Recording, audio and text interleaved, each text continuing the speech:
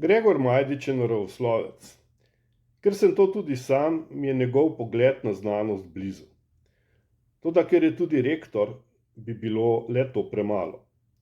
K sreči je kolega Majdič več kot to. S svojimi raziskavami evolucije ljubezni je to nedvomno dokazal. Je tudi pisatelj, svetovni popotnik in raziskovalec nekoristnega, a čudovitega sveta, ki nas bogati in dela boljše.